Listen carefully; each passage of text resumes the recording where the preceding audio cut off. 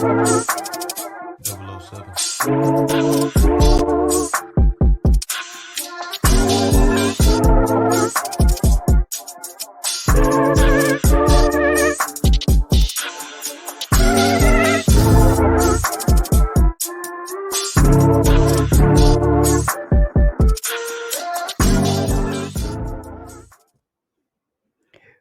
up, everybody? It's your man, Dame D, NYDC, two mics up, and we back at it. It's another Monday night. And, with the holiday, the Labor Day holiday, we're looking forward to doing something a little bit different. A lot of us, we're all about charity, finding ways to, network and maybe help improve our community. And I had a chance to meet tonight's guest a while back through another network. And you know how sometimes things just align, like your energies and everything just align. And started talking and really digging in and researching, her as a person first, because I think that's the first thing that really stands out. But then more about what she does and really what she's doing with charity to really help make a difference across our community. And I'm going to stop talking because I know a lot of you probably like, damn, you'd like to go ahead and kind of throw some digs out there and kind of leave us in the lurch. But I'm going to stop. And I'm bringing to you tonight's fabulous guest, Cristin Caine. Cristin, please, I'm going to stop now after I've teased enough. But see, that's the smile and the energy, everybody, that I was talking about. This is how it's been like from the first time we met, and it's infectious. So, Cristin, please take a moment to introduce yourself and talk to us about what it is that you do, because I think it's really important that our audience gets to know. Well, thank you so much. That was such a lovely introduction, and you're not lying. We definitely got along from the start when we met. Definitely vibe. I'm still dancing from your theme music, by the way. I like that. That was a cool vibe. So my name's Cristin Caine, as you mentioned, and just about 7 years ago, I founded the nonprofit called Charity Connect, and the goal is to really increase and facilitate volunteerism. So working with individuals to find a volunteer opportunity that fits their interests and their availability and can really be part of their lives, which creates it's a win-win situation because it creates fulfillment for them and it builds capacity for nonprofits. So lucky me, I get to work with people who want to do good and organizations that are doing good all day long. And it has to be great. And like you said, I love the win-win. I love the vibe. Really like the background to it. Like what was it for you, Cristin, when you? Because like I said, when we talk behind cameras and off scene, like this is just kind of your energy. But what was it, or when did that light kind of go off for you to say like, hey, this is really where I want to be, and this is my niche where I really feel that I can have the most impact? Yeah, it definitely was a light bulb moment. It also was something that, how to make a long story short, but I've been involved in volunteering since I was really young. Wow. And I got an undergraduate degree in psychology. I had my first job with special events fundraising. Then I became a teacher and taught. So I have that education background, the psychology background. These are important pieces. Take notes. And then I stayed home raising my kids and ran my daughter's Girl Scout troop of 24 girls. Like that's like a double troop. Yeah, that's a lot right there. For eight years. So kindergarten through 8th grade. And we did tons of service projects. And really that was my focus. So all along, I've been weaving this service component. And then when I wanted to go back to work, I thought, well, I could go teach. I like that. I could work with a nonprofit. I've done that before. But I was kind of known in the community as being a very active volunteer. And people would say to me, I wish I could do that. And there was a lot of like, if only I had time, or if I only knew where to start. And I just realized there's a lot of barriers in between people who want to volunteer and then them doing it, and it gets pushed aside and it doesn't happen. But the majority of people I've met, if they can fit it into their lives, which is where I come in, they want to do it. If Right. it's the right fit, they want to do it. And so I thought, well, this is a big waste to have all these talented, amazing people.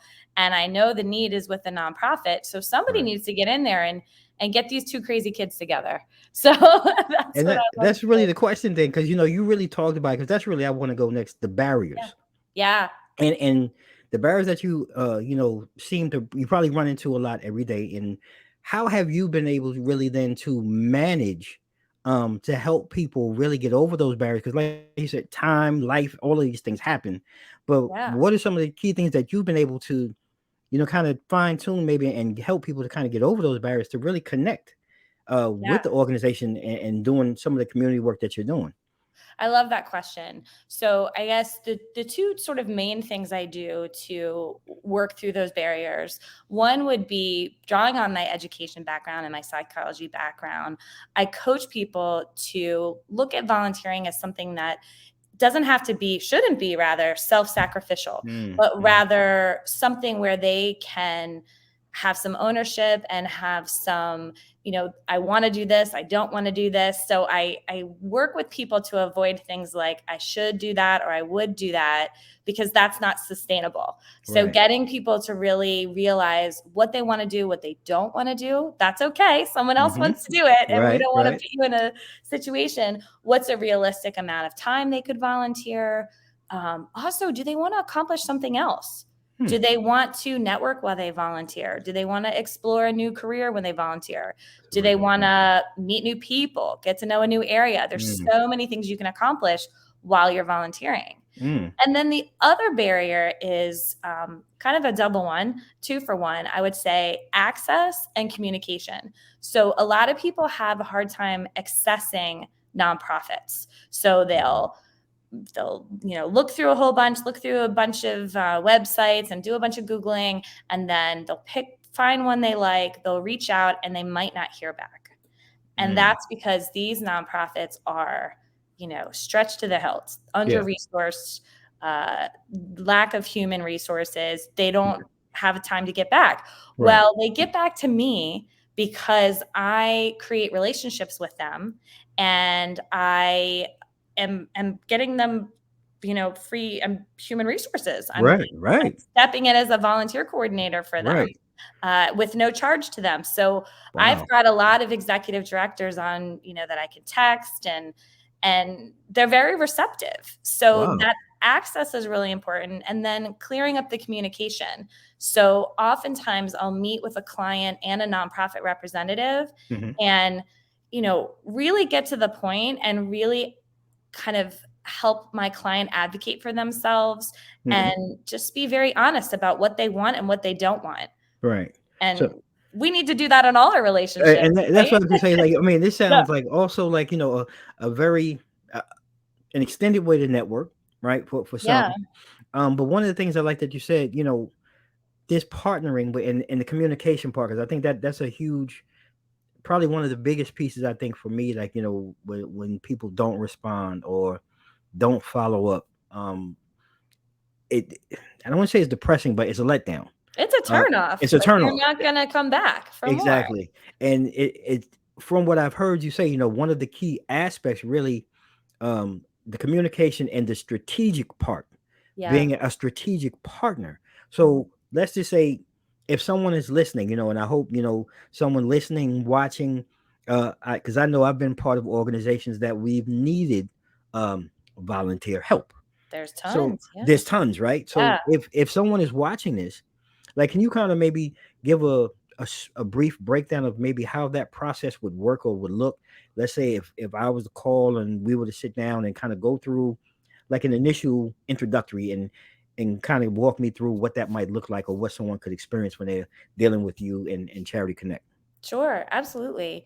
So the first thing that I have people do is not actually, it's surprising, but not actually speak with me. I Okay. have them fill out a form of questions that I've developed over the past 7 years of matching people to volunteer opportunities, because I don't want to sway them, and I want to start changing their mindset where Right. they think about, wow, I didn't even think about personal goals I want to accomplish through volunteering or professional goals I want to accomplish through volunteering. So I want them to take a stab at that. It also shows me that they have some buy-in towards my methods of Mm. being intentional and being strategic about their volunteering. Okay. They also need to pay a $100 client fee, a one-time fee. Charity Connect is Not bad. actually, we're volunteer-led, so we don't have any paid staff. Right. We don't charge the nonprofits anything. So our model is kind of a fee for service where the person that's getting the consulting and the coaching and, helping them find a volunteer opportunity that fits their lifestyle Right. pays the fee that supports the expenses of the business. Got you. Okay. So after they fill out that self-inventory form, and it's all over the map, right? Sometimes people fill out the form and I'm like, this is awesome. They really gave me a lot of information. I already have like 3 different ideas I could share with them. Right. And sometimes I learn, their name and where they live and that they don't really like forms, and that's okay. So it's a matter of how we get, to the first meeting. But Right. by having them fill out that form beforehand, I come to the first meeting with already some suggestions of volunteer opportunities they could do, Okay.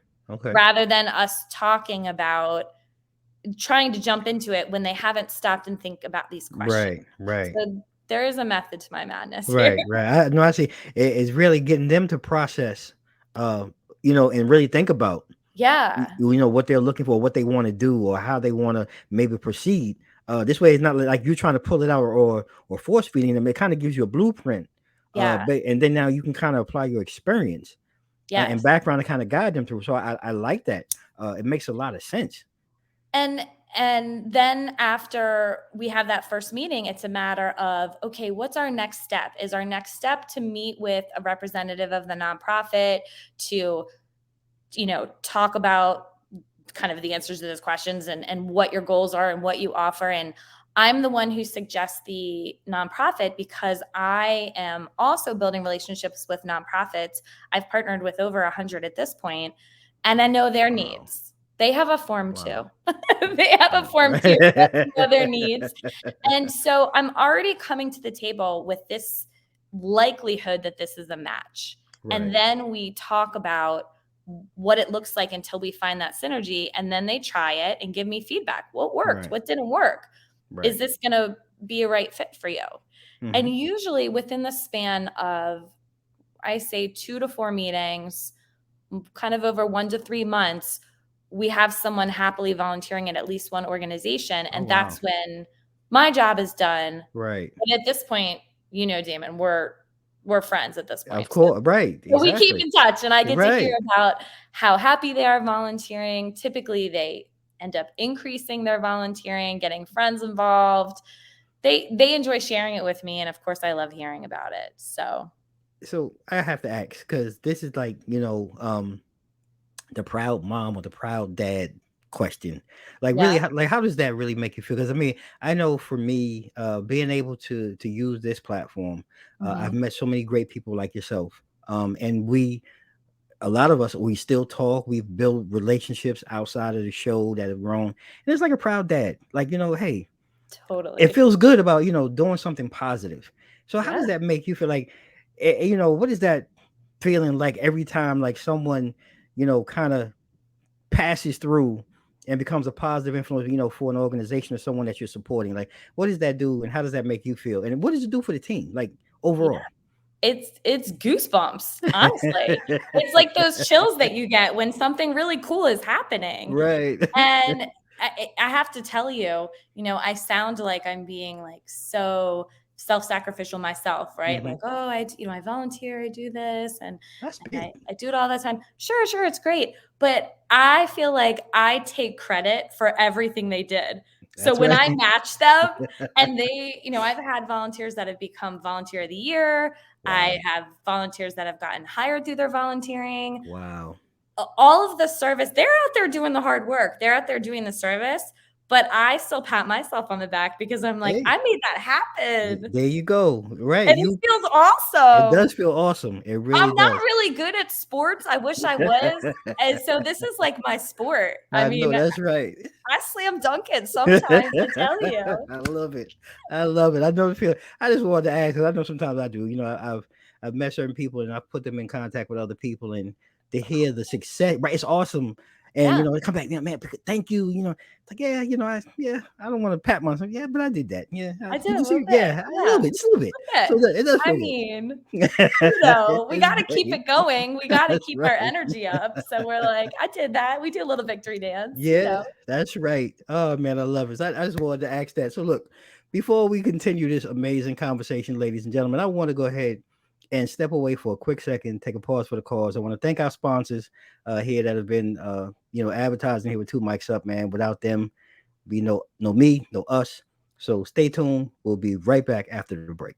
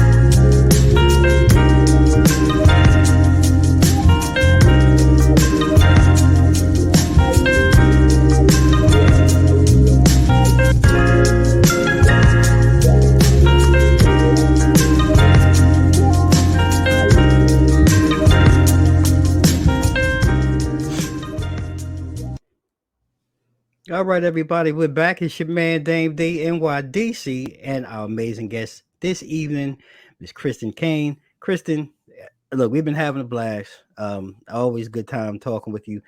But I do want to kind of dive into one of the other things that I found interesting in preparing for this conversation with you. You also provide and you kind of mentioned it, workshops. Um, and really, I guess I'm really curious. Like, I think I understand, but how important really are those workshops that you're offering? And you know, what else do they give prospective individuals while attending your workshops? Thank you for asking that. I think the workshops are really effective because I'm one person, so I can only personally match just so many people. But with the workshops, I can really reach more people and expound on that kind of coaching element and teaching people on how to incorporate personal and professional goals into their volunteering, what they should expect out of a volunteer opportunity, things like that. Just really educating them that you should take the search for a volunteer opportunity as seriously as you would a job search Hmm. or, you know, starting any type of relationship with people. I think that's a huge shift in the culture around volunteering. It's always been, I should just volunteer at whatever's at my feet because I Right. should be volunteering. And there's like this guilt and shame that I want to get out of it Hmm. because what's happening is people aren't thinking about what do I really want to do through the volunteering and like literally what do I want to be doing while I'm volunteering? How far Right. away from my home should it be? How often should I be doing it? And I can only volunteer when I'm retired, or I can only Right. volunteer when my kids are in college. Right. Right. Which I have to tell you, the majority of my clients work full time. Hmm. And I don't have any kind of minimum amount of time that people have to volunteer. It can be once a quarter. Hmm. So it's like the time to volunteer is right now, but you should be thoughtful about it, even if it is Hmm. only once a quarter, because you Right. shouldn't be signing up to do something that you don't want to do. And then what happens is you go there, you don't have a good time, and Oh. you leave feeling kind of just empty, and you're maybe not Mm-hmm. even sure how you helped. Mm-hmm. And then guess what happens? You don't go back. It's so true. And So, yeah. not to cut you, it just makes me think. No. So have you had experiences though, let's say where you've maybe met someone or placed someone and have they ever come back with you, to you with that feedback saying, hey, like, I feel like this may have been a waste or maybe this wasn't a good match or, any type, I don't want to say negative, but like, that No. drawback. No. Okay. Yeah, no, I'm trying to think if it's ever been. I think we kind of end up weeding them out before they've Mm, actually tried it. okay, okay. So there's definitely been, for each client, I start just a Google Doc where I put the passion areas, cause areas, like if they're interested in youth development or shelter services or the arts or animals. And then I put the ideas there and links to the web pages and kind of why I think it works. So I Right. think in those pre-meetings, when we Mhm. talk it through, because I know enough about what it looks like and what they'll be doing, by the time they get to actually trying the volunteer opportunity, I don't think that I've had anyone say it Okay. hasn't been a good fit. Okay. No, because I'm just curious because you're right. Because I mean, I Yeah. know when you talk about it, I can remember a couple of times that I volunteered. I wouldn't say it was out of guilt, but I just felt like I had the time. But I do like how you explained it. There wasn't really any thought behind it, and as to really why I was doing it, maybe what I expected to get from it. Mhm. So like now I'm thinking, and I did a couple of things, and it did feel like, okay, did these kids get the best of me? Yeah. And well, really, was that what you really was looking to do? Like, were you expecting to even do Yeah. that? Yeah. So it really felt empty. Yep. And I'm just curious because trying to really, because what I want people to walk away from this is really understanding that you're, in a way, your service is really revolutionary to me, because now it's really making me really have to pause and think about, Mhm. my time is valuable just like that person or that organization's time, Mhm. but how am I really contributing both to fill their cup and to fill mine? Yeah. And the biggest point is, if you're filling your cup, are you taking away from theirs? Good point. No. Very You're good you're point. filling it, and then you're not, in the first scenario where we said somebody went and volunteered and it wasn't the right fit, Hmm. they are taking away from their cup because they're not gonna come back. So Right. that volunteer coordinator has spent time onboarding that volunteer that's never gonna come back. Mm, mm, So if you take the time and think, well, how could this work for me as well and be a mhm. win-win situation, it's going to be sustainable. So Yeah. you're going to be able to give more if you Yeah. think of yourself. Yeah. So I So always true. counsel people when we're talking about them, and I'll come up with an opportunity and they say, "Oh, I would do that." And I was like, "Well, you're not going to. You know why? Because you said you would do that, not you Mm. want Want. to do that." I see it. I see it. I Yeah. see it. So I that's love it. where the workshops come into play, is because just flipping the switch on that I and see it. understanding that if you get something out of it, it doesn't mean that you gave less. In fact, it 9 times out of 10 you gave more. You gave more. I see. I kudos. I love it. I love, man. The light just went off for me. I got it. I I love love it. it. I love those aha moments. They're my I love it. favorite. I They're love my it. favorite. Great. You're so great. So, Kristen, I want to ask then, with everything that we've discussed so far, and we're coming around towards, the back half and the end of the conversation. But I do want to ask one thing before we go. With Okay. everything, all the amazing work that sound, you're doing in the community, and providing people with the tools to go ahead and better themselves and better others, and make these network connections. I know there's got to be one or two stories, maybe one off the top of the head that maybe you can think of, or that you'd like to share, that really sticks out, stands out. One of those that was a success, and one of those, yep, I did it. Yep, that's me. Uh-huh. I think it is hard. I know I should have prepared and come with one, because they all just swirl around. Like anytime somebody, uh, just even like the proof is in the pudding, that Mhm. phrase. The fact that people I matched 4 years ago are still volunteering. Wow. I have somebody that I matched 4 years ago still volunteering in that capacity, but Wow. reached out to me to add a different type of volunteer opportunity. Wow. I love that.